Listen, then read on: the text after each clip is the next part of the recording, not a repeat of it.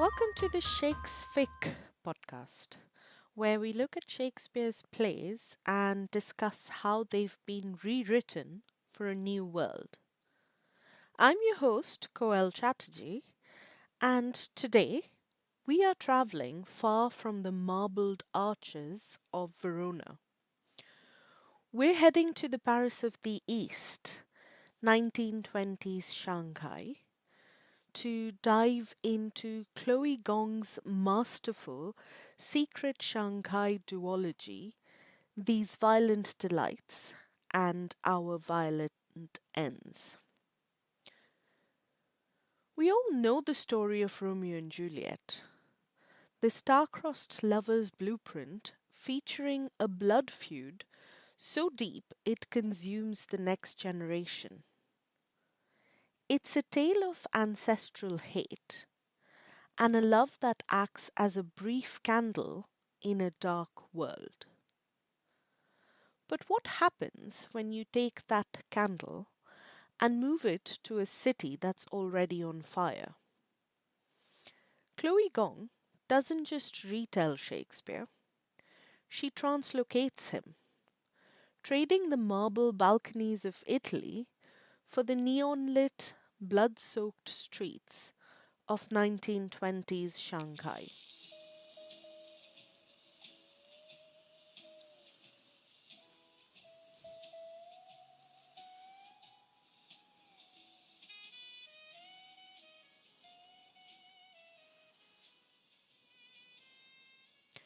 To understand this story, we have to understand the setting.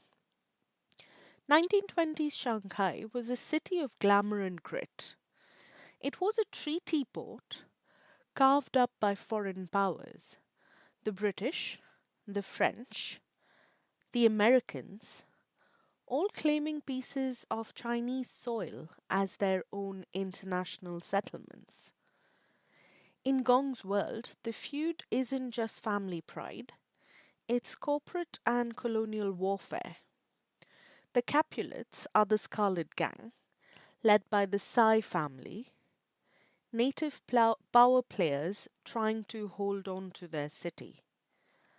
The Montagues are the White Flowers, a Russian gang who fled the revolution to claim a new empire in the East. Imagine flappers in silk cheapaos carrying guns, and jazz clubs hiding opium dens, all while the city knows it's about to explode into revolution.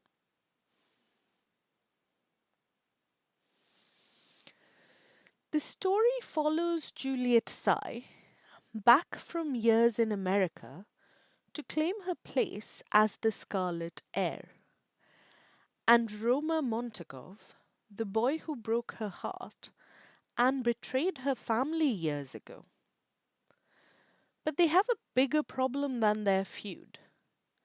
A mysterious madness is sweeping the city, a contagion that causes people to tear out their own throats. There are whispers of a monster in the Huangpu River, a biological horror that shouldn't exist. In these violent delights, Roma and Juliet must form a secret, fragile alliance to find the source of the plague before their city is wiped out. By the time we hit our violent ends, the stakes shift from a localized monster to a national catastrophe. The nationalist and communist parties are vying for control. The foreign powers are tightening their grip. And Roma and Juliet are caught in a web of blackmail, duty, and a love that feels like a death sentence.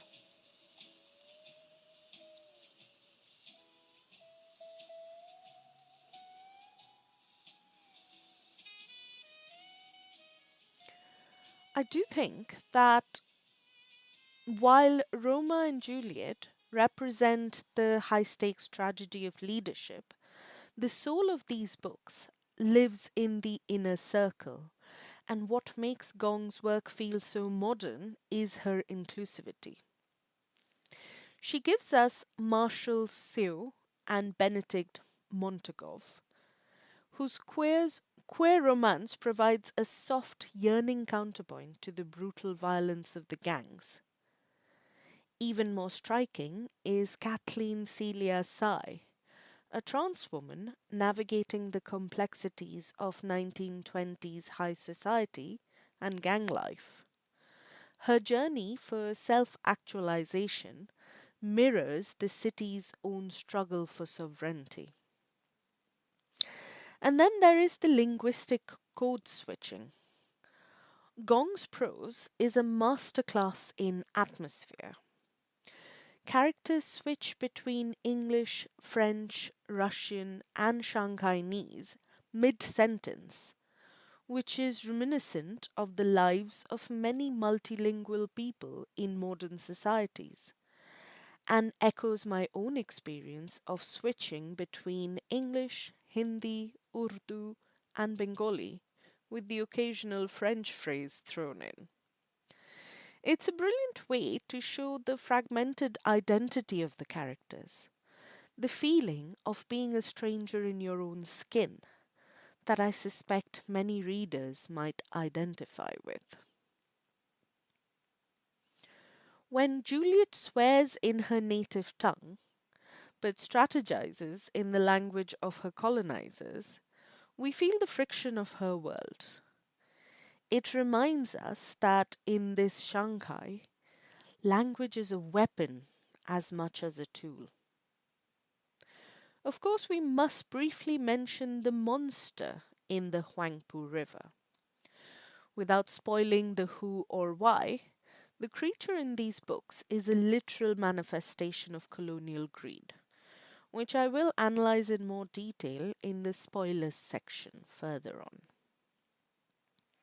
But to truly appreciate this duology as a Romeo and Juliet adaptation, we have to look at how Chloe Gong honors the beats of the original while subverting them for a modern audience. So, I'm going to discuss three specific moments where the adaptation really shines. Of course, this is just my opinion. Do tell me if there were other moments that caught your attention. The first of these moments, in my opinion, is the masquerade meeting. In the original, Romeo and Juliet meet at a Capulet party under the cover of masks. In the Baz Luhrmann adaptation, Juliet is dressed as a white angel, for instance, with ethereal wings, while Romeo is dressed as a knight in shining armour in a nod to his youthful idealism and his quest for love. And it also alludes to the pilgrim language he uses when he first speaks to Juliet in the original play. In the 2013 Bollywood adaptation Golyu Ki Ras Leela, Ram Leela, the two meet at a holy celebration where their colourful costumes and their colourful faces serve as disguises. In these violent delights, Gong sets this meeting at a glamorous, tension filled Scarlet Gang gala. It's not just a meet cute, it's a high stakes tactical infiltration. The masks aren't just silken feathers, they are the personas these heirs must wear to hide their true feelings from their lethal families. The second interesting scene which worked for me is the famous A Plague on Both Your Houses moment. In Shakespeare, Mercutio's deathbed curse is metaphorical, but Gong makes it literal. The madness that infects the city acts as the physical manifestation of that curse. When characters cry out in the streets, it isn't just a pox. It is the direct result of the gang's refusal to stop their feud long enough to see the real enemy. The third moment, which is a famous moment for this play, and which really worked well in this adaptation, was the balcony scene. Instead of a pining Romeo under a balcony, we get a confrontation that crackles with enemies to lovers energy. There is a specific scene where Juliet holds a knife to Roma's throat. It subverts the softness of the original balcony scene, replacing it with the reality of their world. In Shanghai, love is a liability, and a weapon is the only thing you can truly trust.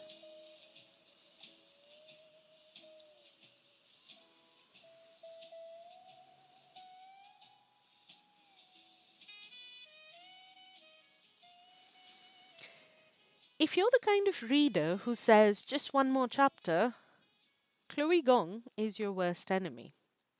Whether it's the body horror of the first throat ripping scene or the high stakes political masquerades, the pacing of these books feels like a ticking time bomb, especially the cliffhanger involving Marshall at the end of book one. Trust me, you'll want book two sitting on your nightstand ready to go. So, before we go any further, a quick heads up. We are entering heavy spoiler territory now.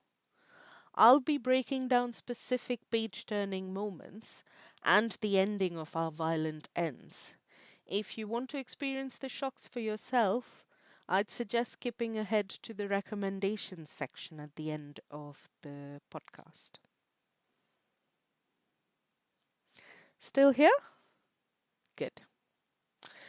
So, the first spoiler I'd like to mention is the first look at the madness. Early in the first book, a sailor on the docks of the Huangpu River suddenly begins to claw his own throat out in front of a crowd. This is the inciting incident that shifts the book from a standard gang war story into a horror thriller. It establishes the monster not just as a legend, but as a visceral, terrifying reality that threatens everyone, regardless of their gang colors. This was a very interesting moment for me personally because when I picked up the book, I did think that the monster was a metaphor. So to have an actual monster turn this immediately into a speculative fiction genre of book that I wasn't really expecting. The second interesting moment for me was the secret meeting in the tea house, where Roma and Juliet meet in secret for the first time in years to discuss the madness. This is the knives to throats tension that Gong is famous for. You can feel the history in this scene between them, the lingering love clashing with the absolute conviction that the other is a traitor. It's the ultimate will they kill each other or kiss each other cliffhanger beat. I think one of the most difficult moments for me was near the climax of the first book, where Marshall is caught in a life or death situation that leaves his fate entirely uncertain. Marshall is probably one of my favorite characters. Um, since he is probably based on Mercutio, this isn't surprising. I do love the Mercutio character. However, this is the moment that makes readers immediately sprint to buy the second book, because it tests the bond between Benedict and Roma and forces the characters to realize that the fun and games of gang life are over. Also, when I started reading the book, I didn't realize it was part of a duology. Um, and I hadn't bought the second book by the time I reached the climax. And trust me when I tell you, I was very, very upset about it. I did manage to buy the book quite quickly then, It was during COVID times, and I didn't have much else to really look forward to. Um, the fake engagement reveal in the second book was another crucial moment. Juliet is forced into a political play involving a fake engagement to a man named Tyler to protect the Scarlet Gang's interests and secretly to protect Roma. It is a very interesting moment because it adds a layer of espionage and dramatic irony. The reader knows Juliet is doing this for Roma, but Roma thinks she has finally moved on to a more suitable Scarlet match. So the emotional angst here is peak Shakespearean tragedy. The collapse of the French concession was another jarring moment. Well, not jarring so much as a moment where historical fiction and fantasy collided. As the political revolution hits the streets, the safe havens of the foreign settlements begin to crumble. The chaos of the real life 1927 Shanghai massacre is looming, and Gong uses the arrival of the monster to heighten the stakes of the real world violence. It's a frantic cinematic sequence where no one is safe. I really enjoyed this sequence, especially because I was reading a non fiction book, which I'm going to mention in my recommendations at the end of the podcast, which helped me understand the real life historical events that sort of were in dialogue with Chloe Gong's adaptation. Of course, that brings me to the ultimate sacrifice or the ending. Without spoiling the specifics, it is the final stand where Roma and Juliet choose their city over their families, and it echoes the tomb scene from Shakespeare. But, like in many modern adaptation, it gives the characters a sense of heroic agency. You find yourself flipping pages faster and faster, hoping for a happily ever after, while knowing the source material is a tragedy. Before we move on, we have to talk about the elephant in the room, or rather, the monster in the river.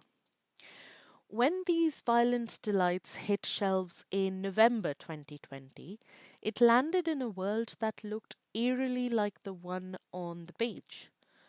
Gong has stated in interviews that she actually wrote this book pre pandemic, drawing on the history of the 1910 Manchurian plague and the SARS outbreak she remembered from her childhood.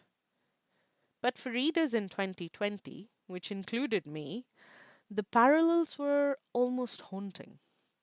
In the book, the Scarlet Gang and the White Flowers spend the first half of the novel blaming each other for the madness.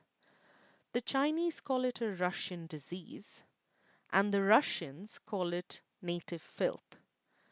This perfectly mirrors the xenophobia and political finger pointing we saw in 2020, which in many ways continues till today.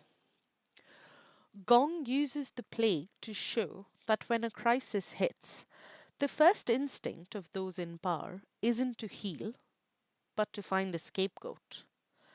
The big reveal that the monster was a biological weapon engineered by a British expat found a weird echo in the lab leak and bioweapon conspiracy theories that dominated news cycles during the book's release.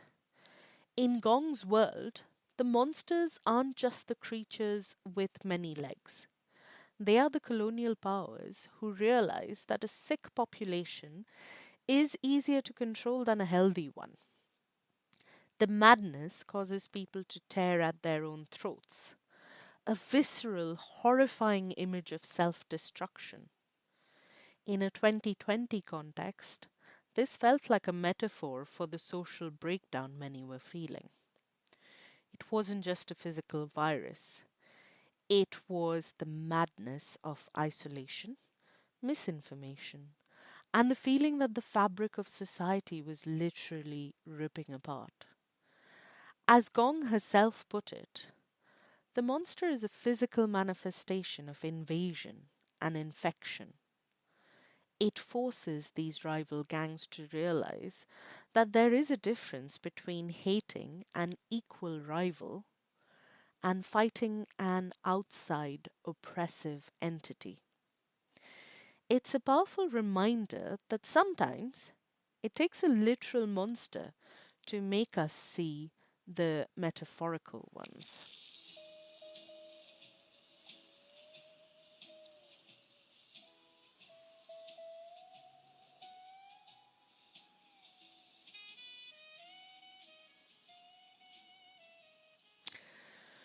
Welcome back to the spoiler free zone. So, I'm giving this duology a 4 out of 5 stars. The world building is impeccable, and the chemistry between Roma and Juliet is electric, full of that tension we love. While the pacing in the middle of the first book can feel a bit sluggish as the mystery unfolds, the emotional payoff of the finale is devastatingly beautiful.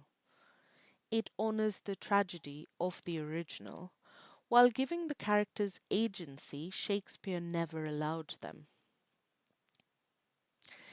If you want to understand the real ghosts that haunt the streets of Gong's Shanghai, I do have a non fiction recommendation that is essential reading. This book reads almost like a novel itself.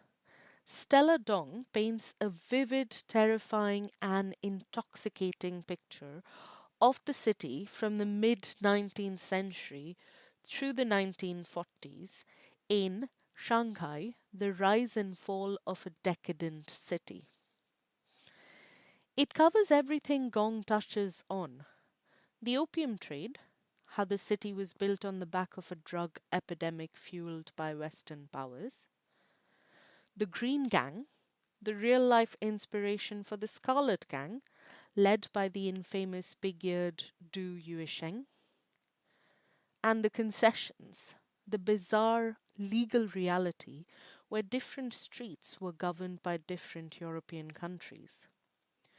Reading this, alongside the duology, makes you realize just how little Gong had to invent regarding the tension and the violence. The city was already a powder keg. She just added the monster to make the internal rot visible. To truly immerse yourself in the world Chloe Gong built, I would also recommend checking out the film Lust, Caution 2007, directed by Ang Lee. While it's set slightly later during the Japanese occupation, it captures the exact same espionage meets glamour aesthetic of Shanghai. The tension, the silk dresses, and the feeling of a city on the edge of a precipice are all there.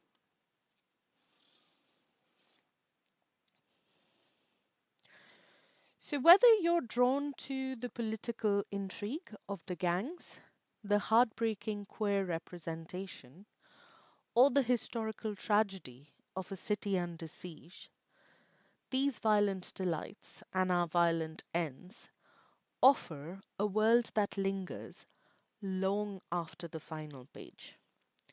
It's a story about what we inherit and what we choose to burn down to build something new.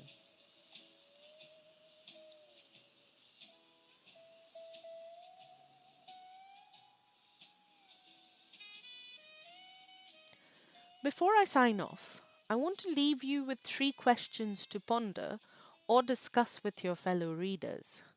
These hit on the core themes Gong explores through Marshall, Benedict, and Kathleen. The first question is on identity. Kathleen's journey is one of the most compelling in the series. How does her experience as a trans woman in a colonial, gang controlled city serve as a metaphor for Shanghai's own struggle for a defined, independent identity. The second question is on loyalty versus love.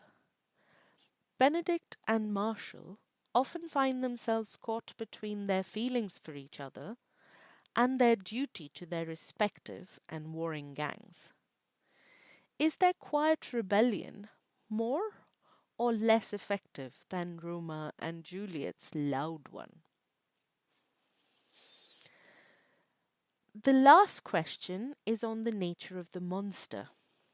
If the monster represents colonial greed and the rot of the city, do you think the ending of our violent ends suggests that the city could ever truly be healed?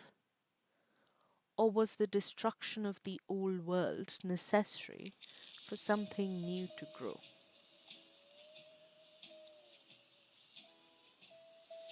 That's it for today's review of Chloe Gong's Secret Shanghai Duology. Grab your copies of These Violent Delights and Our Violent Ends, and maybe a box of tissues for that finale. Next time, we're trading silk cheapaos for 1980s Brooklyn in Ronald Wimberley's explosive graphic novel Prince of Cats, which may be of interest to the Stranger Things fans among you. It's Romeo and Juliet through the eyes of Tybalt, featuring samurai swords and hip hop culture.